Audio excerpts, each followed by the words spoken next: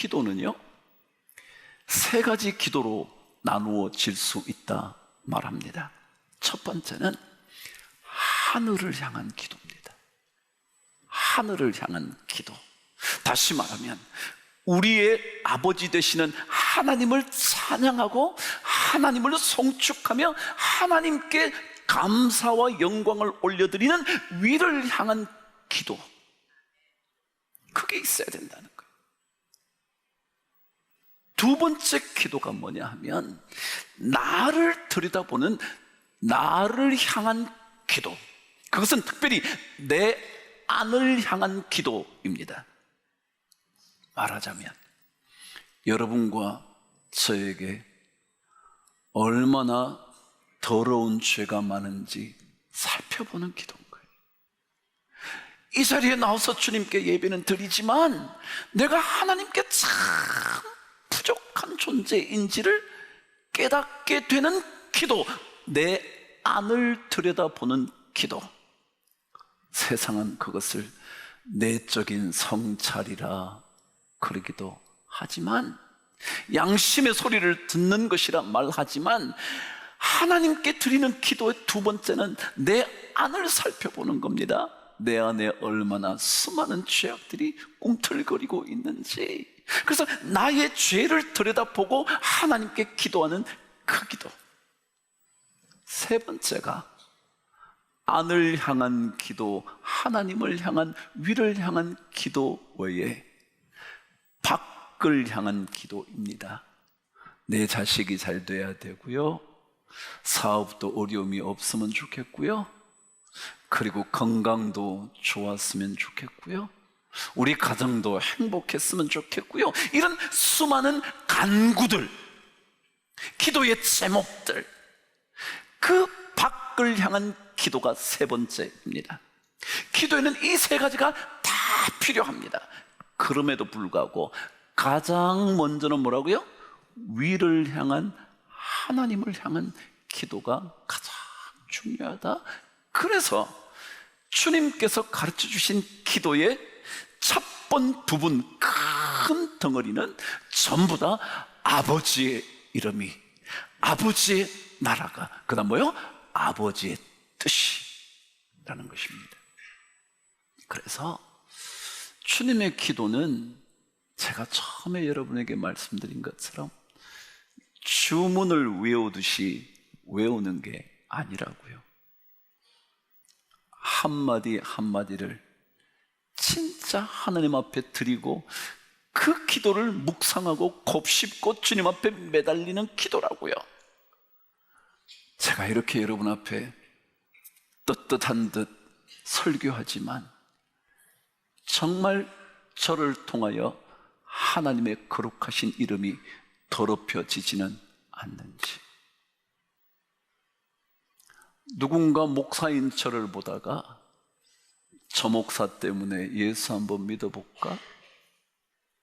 아니면 저런 목사 때문에 이 세상이 어지럽지, 교회 얘기는 꺼내지도 마, 그럴까 봐 하나님의 거룩하신 이름이 더럽혀지지 않도록 몸부림치면서 기도하는 기도가 주님의 기도다. 그리고 나의 욕망이 내 인생을 다스리는 삶이 아니라 하나님 그분이 나를 다스리는, 하나님의 나라가 임하게 되는, 그것을 위해서 우리는 주님의 기도를 그렇게 외우듯 주문하듯 부르짖는 거다. 오늘 세 번째가 아버지의 뜻이 하늘에서 이루어진 것 같이 땅에서도 이루어지이다. 그래요, 기도는요 하나님의 뜻이 내 뜻보다 앞서도록 하는 것입니다. 그래서 이 기도를 드릴 때마다 우리는 하나님의 뜻 앞에 내 뜻을 굴복시키겠다고 고백하는 기도거든요. 왜요?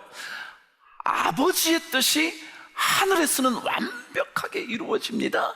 내가 살고 있는 이 삶에는 이루어지지 않으면 안 돼서, 그래서 그 완벽하신 아버지의 뜻이 나의 삶에도 들어와 내 뜻이 되게 하여 주옵소서. 그 기도라는 거예요. 그래서 아버지 뜻 앞에 내 뜻을 굴복시키는 그것을 배워가는 기도가 주님의 기도.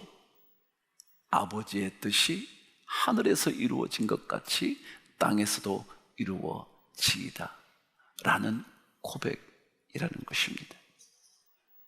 여러분, 여기에 뜻이라는 단어는요, 이런 뜻입니다. 뜻, 생각, 그리고 계획, 그리고 목적이란 뜻입니다.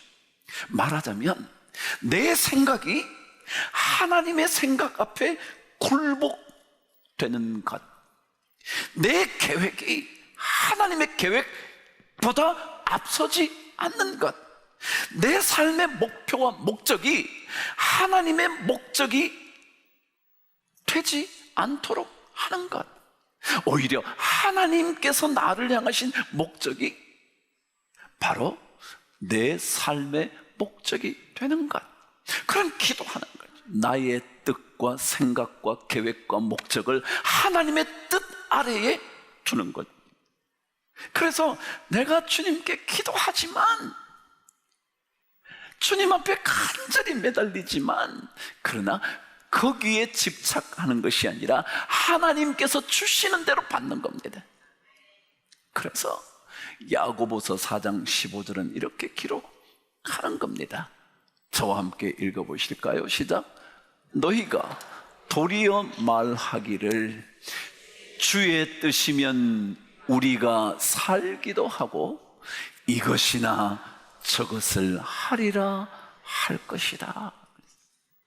우리는 어떻게 말해야 되느냐 하면요, 우리의 뜻을 주님께 말을 해요. 말을 하지만 제가 그랬잖아요. 거기에 뭐 하지 마라? 집착하지 마라. 주님께 말을 하고 난 다음에 주님 뜻이면 살기도 하고 그런 거예요.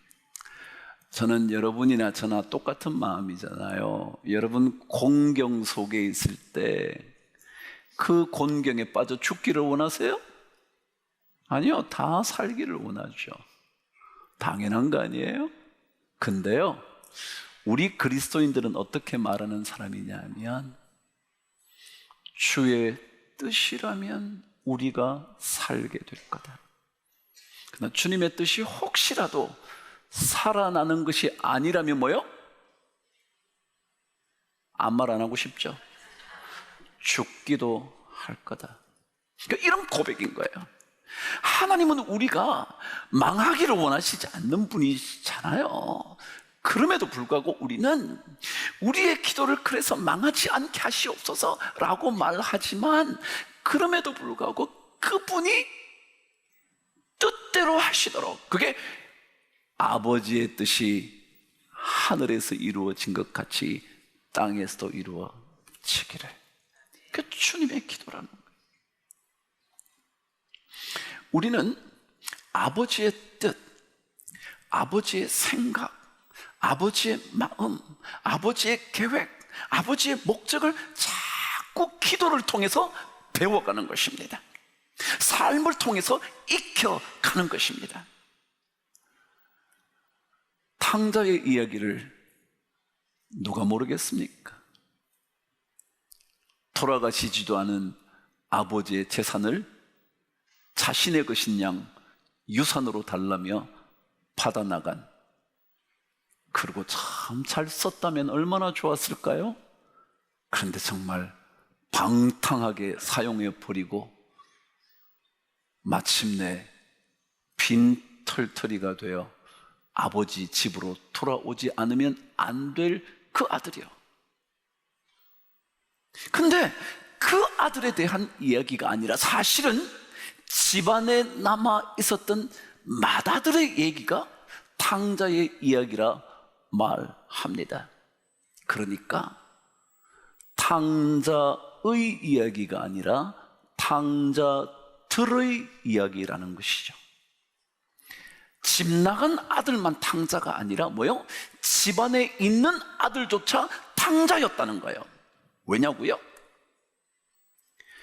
이 큰아들은 아버지의 뜻과 아버지의 마음을 모르는 겁니다. 근데 자기 뜻이 중요합니다. 왜요? 저렇게 아버지의 돈을 마음대로 빼앗아 가듯 가서 저렇게 탕진해버린 자식은 망해야 돼. 이게 자기 뜻입니다. 그런 아들을 위해서 잔치를 벌인다고요?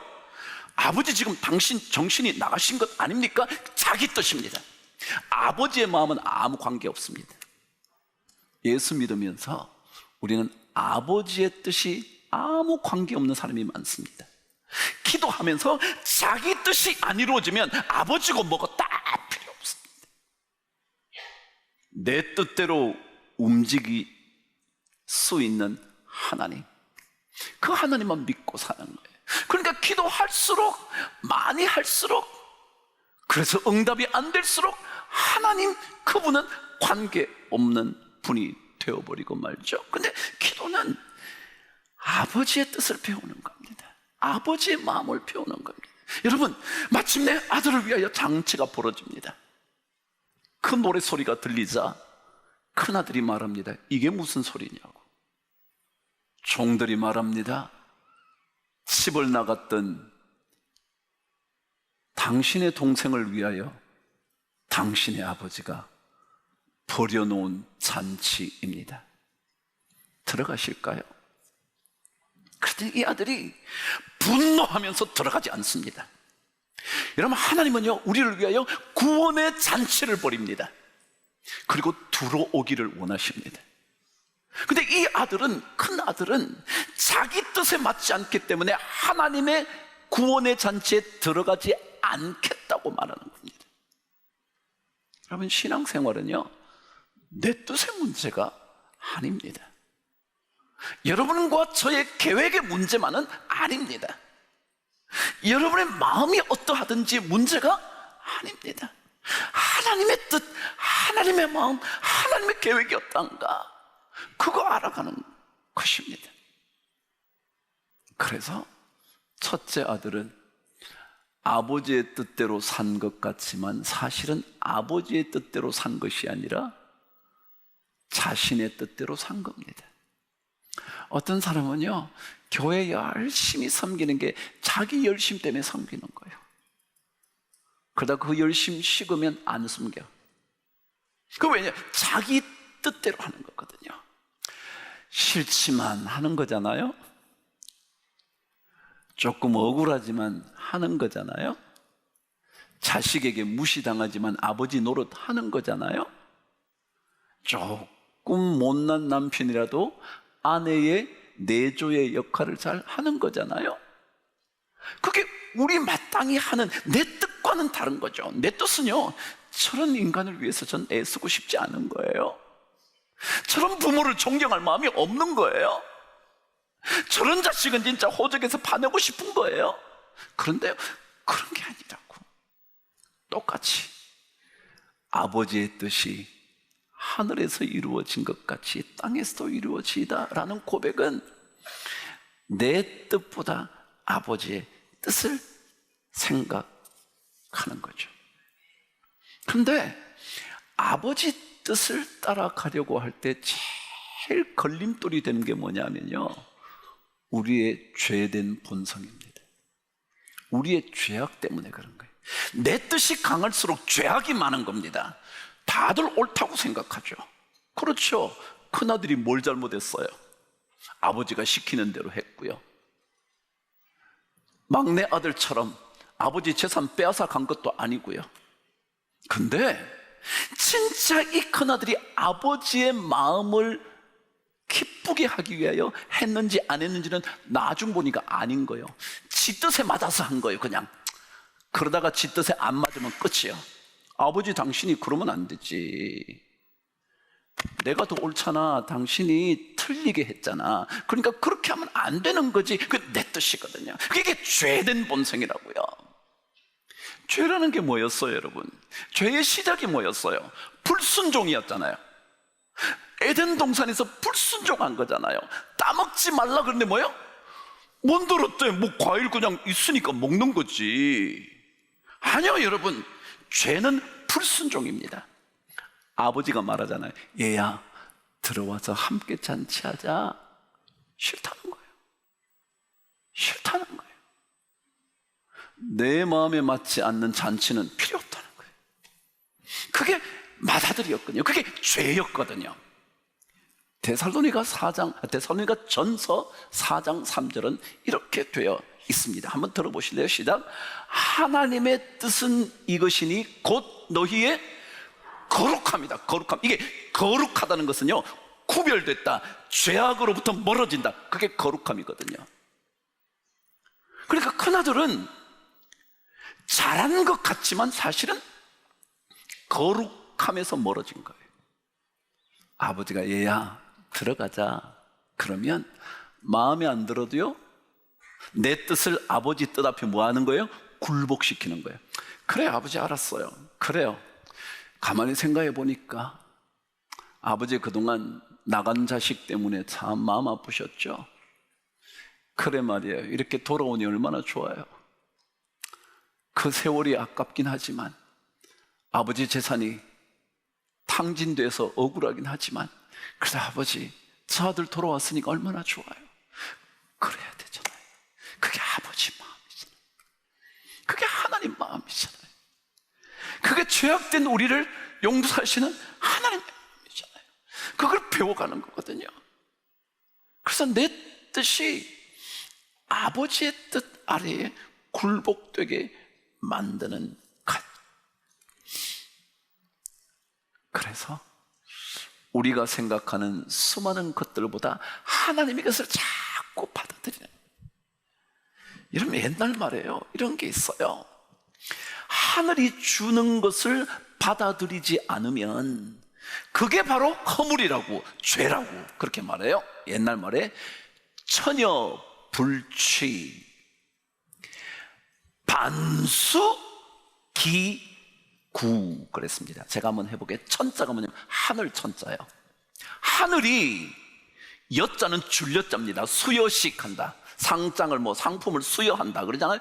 준다는 거예요. 하늘이 주는 것을 불취, 뭐예요? 취하지 않는다면, 반자가 뭐냐? 도리어 반자입니다. 되돌아갈 반자잖아요. 도리어 반대로 수 받게 된다. 그 구자는 허물 구자거든요. 하늘이 주는 것을 받지 않으면, 여러분 내 뜻 얘기하다가 하나님이 주시는 것을 받지 않으면 그게 허물이고 죄라고. 이 사람도 그렇게 생각했어요. 여러분, 우리는 내 뜻대로 주시지 않으면 하나님이 잘못된 거예요. 하나님이 허물이 많은 거예요. 왜? 나는 이렇게 수고했으니까, 난 100일 기도했으니까, 나는 1000번 제드렸으니까, 나는 진짜 누구보다도 열심히 헌신했으니까. 그렇게 함으로 인하여 하늘이 주시는 것을 받지 않으면 그게 바로 허물을 받게 되는 거다. 죄를 얻게 되는 거다. 우리는요, 주님의 기도를 어떻게 드리는 거냐 하면, 내 뜻이 많아요. 이것도 내 뜻대로 됐으면 좋겠고, 그래 내 뜻대로 안 되는 게 너무 억울한 거예요. 화가 나고 억울하고 수고한 게 진짜 원망스럽고 그렇잖아요. 근데 그것이 아니라, 그래 하나님의 뜻, 욥처럼 우리가 주님께로부터 복도 받았은즉 뭐도 받지 않겠느냐? 화도 받지 않겠느냐? 하늘이 주시는 것 그대로 받는 거예요. 억울한 것 같아요? 근데요, 고린도전서 1장 22절에서 25절까지는 사도 바울의 놀라운 고백 하나가 있어요. 저와 함께 읽어 보실게요. 시작. 유대인은 표적을 구하고 헬라인은 지혜를 찾으나 우리는 십자가에 못 박힌 그리스도를 전하니 유대인에게는 거리끼는 것이요 이방인에게는 미련한 것이로되 오직 부르심을 받은 자들에게는 유대인이나 헬라인이나 그리스도는 하나님의 능력이요 하나님의 지혜니라. 하나님의 어리석음이 사람보다 지혜롭고 하나님의 약하심이 사람보다 강하니라. 그럼 아무것도 안 됐어요. 기도했는데 아무것도 없어요. 무능한 하나님이에요. 유대인들은 그래서 표적을 구했다. 표적은 능력이 나타나는 거예요. 기적이 막 나타나는 거예요. 내가 기도했더니 막 놀랍게 벌어지는 거예요. 근데 유대인은 그것을 구하고, 헬라인들은 지혜와 이성을 강조하다고, 똑똑해야 돼, 우리 자식이 잘나야 돼, 좋은 대학 가야 돼, 막 그렇게 찾는데요. 그런데 우리는 십자가에 못 박히신 그리스도, 그분을 우리는 찾는다. 그분을 찾는다. 왜냐하면 그분의 연약해 보이는, 아무런 능력도 나타나지 않은, 기도했는데 아무것도 안 되는 그것이 우리 인간의 능력보다 강하고, 아무것도 안 된 것 같은 보잘것없는 그런 사람이라도 예수의 사람으로 살면 하나님의 어리석음이 사람의 지혜보다 나으니라. 이걸 우리가 믿는 거예요. 그래서 우리는 하나님이 주신 대로 받는 거예요. 이걸 주시면 이걸 받고요. 그래서 야고보서 얘기했잖아요. 주의 뜻이면 우리가 살기도 하고 이것이나 저것을 하리라 할 것이야. 그럼 신앙생활은요, 하나님 너무 설득하려고 하는 게 아니에요. 오히려 내가 하나님의 뜻에 설득 당해보는 거예요. 내가 열심히 기도는 해요. 그러나 주님처럼 내 원대로 마옵시고 뭐요? 시작. 아버지의 원대로 하옵소서. 주님도요, 자신의 뜻을 말했어요. 이 고난의 잔이 내게서 떠나갔으면 좋겠어요. 우리 다 그러잖아요. 여러분과 제가 경험하는 고난의 순간에 나 이거 안 했으면 좋겠어요. 그런데 그때 우리는 또다시 주님의 기도로 되돌아가 아버지의 뜻이 하늘에서 완벽하게 이루어지는 것처럼 내가 사는 삶에서도 이루어지게 하여 주옵소서.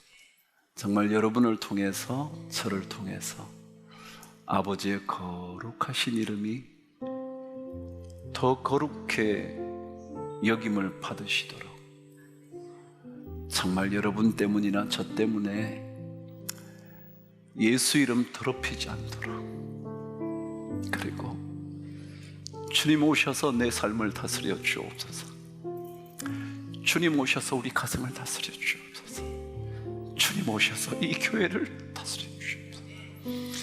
주님 오셔서 이 나라를 하나님의 복된 나라가 되게 하여 주옵소서. 그리고 주님의 뜻이